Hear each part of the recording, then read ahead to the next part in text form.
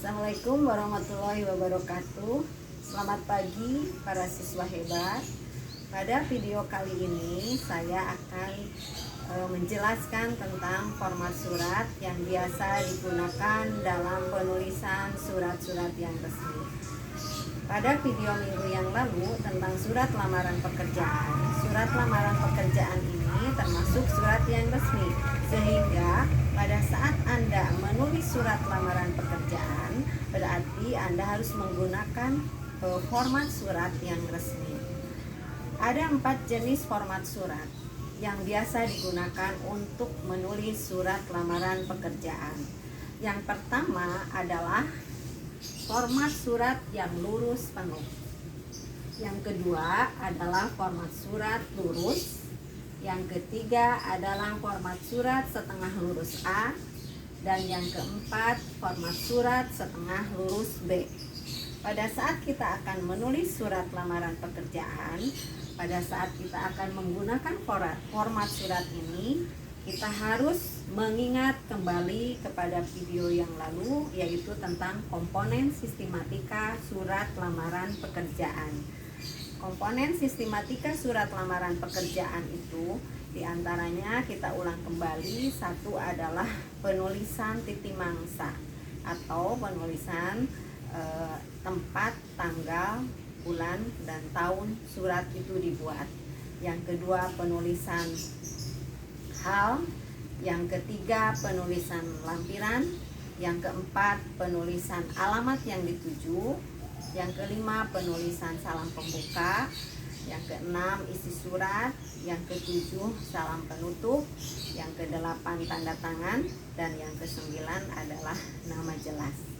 Baiklah, kita sekarang akan melihat bagaimana komponen surat sistematika surat lamaran pekerjaan ini kita aplikasikan dalam berbagai format surat yang resmi.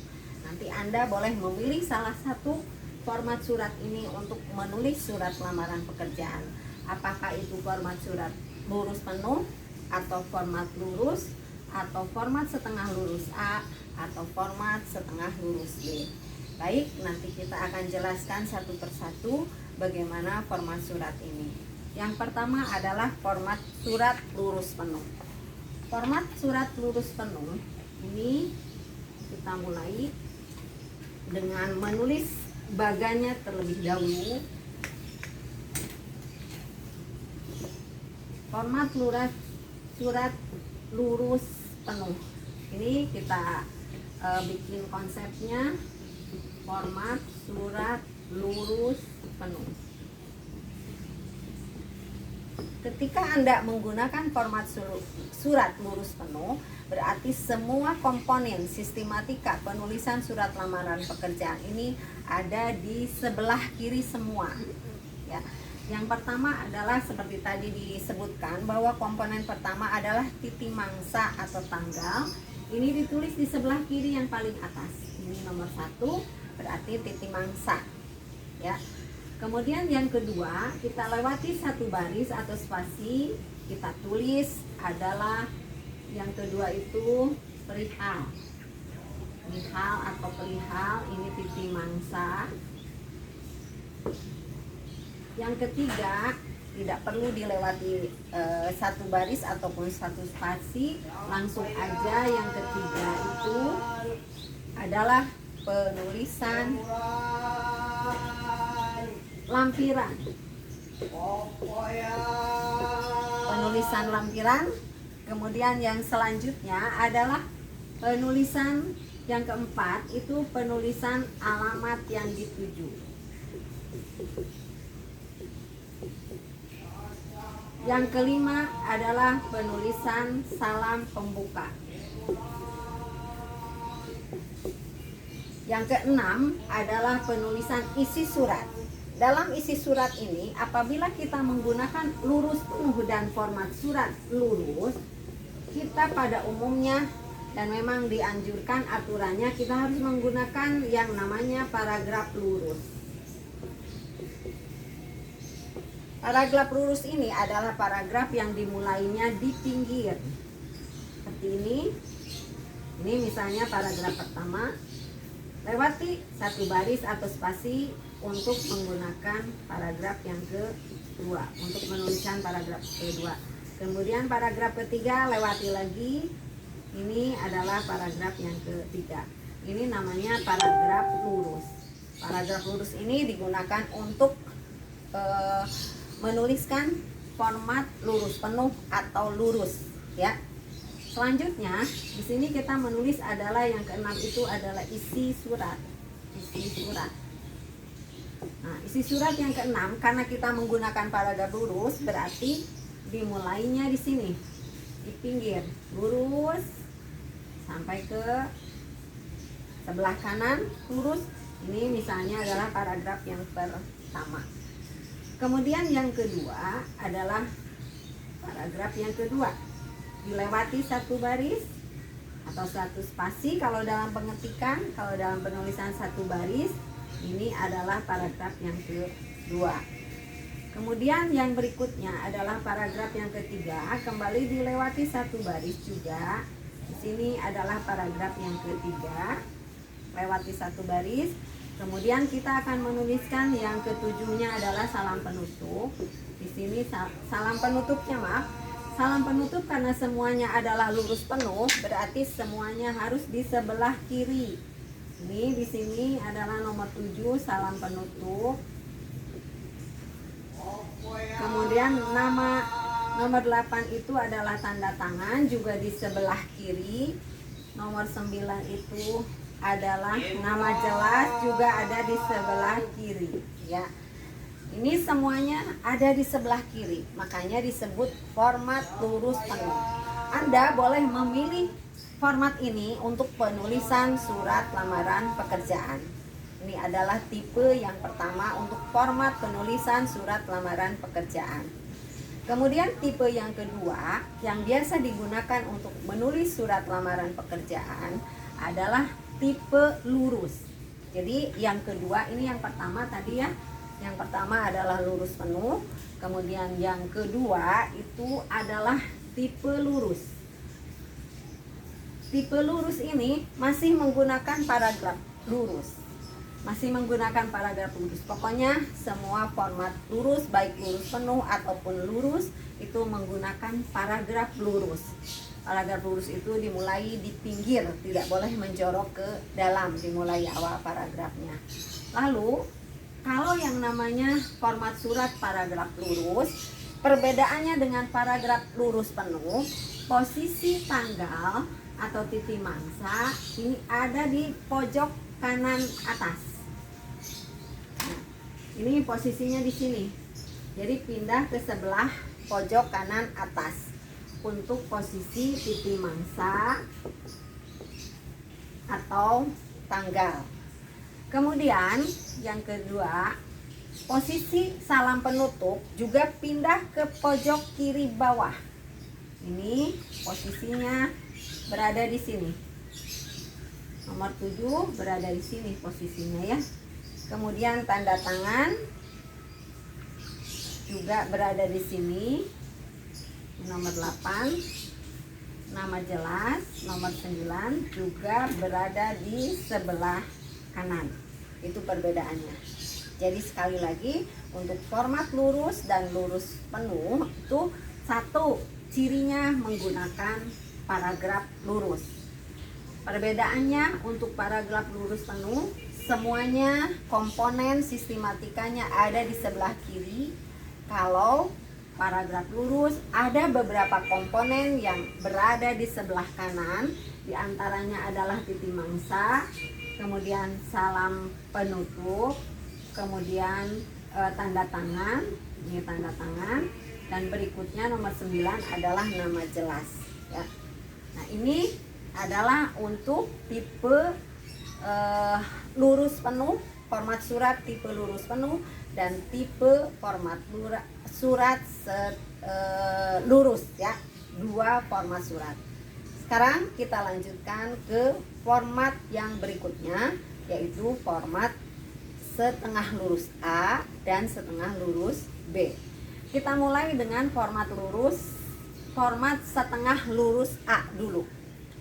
Format surat setengah lurus A tidak menggunakan paragraf lurus untuk menuliskan isi suratnya. Tapi kalau setengah lurus menggunakan paragraf takuk. Ini paragraf untuk format setengah lurus. Formatnya setengah lurus. Itu paragraf yang digunakan adalah paragraf takuk. Paragraf takuk ini adalah paragraf yang dimulai menjorok ke dalam. Ya, mulai menulis paragrafnya dimulai menjorok ke dalam seperti ini. Ya. Ini misalnya paragraf yang pertama. Kita tulis ini paragraf yang pertama. Ini awal paragrafnya menjorok ke dalam.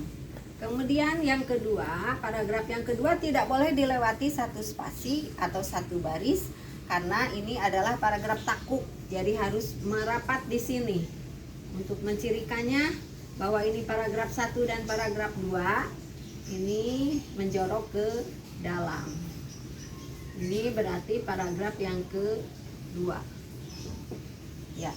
Paragraf yang ketiga juga sama, posisinya di sini. Untuk awal paragrafnya tanpa harus dilewati satu baris, masuk ke sini. Ini adalah paragraf yang ketiga. Paragraf yang ketiga, paragraf 1, paragraf 2 dan paragraf 3 dimulai dengan menjorok ke dalam, ya. Nah, sekarang bagaimana penerapannya dalam penulisan surat ini? Hampir sama seperti paragraf lurus untuk paragraf setengah lurus A. Yang membedakannya adalah penulisan paragrafnya. Ya, ini nih. Penulisan paragrafnya harus menjorok ke dalam yang membedakannya. Yang lain-lainnya sama mirip dengan paragraf lurus, ya. Nah, ini dimulai menjorok ke dalam untuk paragraf 1, paragraf 2 juga menjorok ke dalam. Paragraf 3 juga menjorok ke dalam tanpa harus dilewati oleh spasi, ya. Nah, ini seperti ini cara penulisannya. Ini paragraf 1, ini paragraf 2, ini paragraf yang ketiga. Kemudian untuk penulisan titik mangsanya, salam penutupnya ada di sini. Nomor 7 itu salam penutup. Ada di sebelah pojok kanan bawah. Kemudian juga tanda tangan nomor 8, ini ada di pojok kanan bawah, ini tanda tangan. Ini nama jelas juga ada di pojok kanan bawah. Ini nama jelasnya, ya. Nah, ini untuk membedakan paragraf lurus dengan paragraf setengah lurus A. Pembedanya hanya di penulisan paragrafnya. Sekali lagi, penulisan paragraf untuk untuk format surat yang lurus, penulisan paragrafnya menggunakan paragraf lurus, sedangkan untuk format setengah lurus A menggunakan paragraf takuk yang dimulai menjorok ke dalam. Nah, pada umumnya orang-orang lebih suka menggunakan format paragraf setengah lurus A karena ini biasa digunakan untuk setiap penulisan surat menyurat yang resmi. Tapi itu terserah Anda mau menulis paragraf lurus atau paragraf lurus penuh atau paragraf setengah lurus A atau paragraf setengah lurus B. Selanjutnya adalah tipe penulisan format yang keempat atau format surat yang keempat, yaitu, nah ini maaf tadi belum diitukan, berarti ini bagan untuk setengah lurus A, ya. Format surat setengah lurus A bagannya seperti ini. Nah, sekarang kita akan berlanjut ke format setengah lurus B. Format setengah lurus B ini hanya berbeda sedikit dengan penulisan format setengah lurus A. Format setengah lurus B ini, posisi alamat yang dituju ini nih, yang nomor 4 itu ada di sebelah kanan. Jadi posisinya ada di sini. Ini untuk nomor 4, alamat yang dituju. Nah, perbedaannya hanya itu. Komponen-komponen yang lainnya dari sistematika ini sama dengan format setengah lurus A. Jadi hanya yang membedakannya hanya alamat yang dituju. Yang nomor 4 ini ada pada posisi sebelah kanan ya. Semuanya sama seperti format lurus setengah lurus A, yaitu yang pertama titik mangsa ada di sebelah kanan, hal dan lampiran ada di sebelah kiri, alamat yang dituju ada di sebelah kanan. Kemudian salam pembuka ke sebelah kiri. Paragraf yang digunakan adalah paragraf takuk, yaitu paragraf yang dimulai menjorok ke dalam awal paragrafnya. Dan yang ke 7 itu salam penutup ada di pojok kanan bawah. Kemudian tanda tangan juga ada di pojok kanan bawah. Dan yang ke-9 nama jelas ada di pojok kanan bawah. Nah, para siswa yang hebat, mudah-mudahan penjelasan ini bisa Anda pahami dan bisa Anda aplikasikan dalam penulisan surat lamaran pekerjaan. Ya, jangan lupa like dan subscribe-nya serta komennya di bawahnya Anda tuliskan ya. Dan jangan lupa para siswa hebat, untuk pendataan absen Anda harus menuliskan komen dengan menuliskan nama Anda sendiri. Terima kasih atas perhatiannya. Mohon maaf atas segala kekurangannya. Wassalamualaikum warahmatullahi wabarakatuh.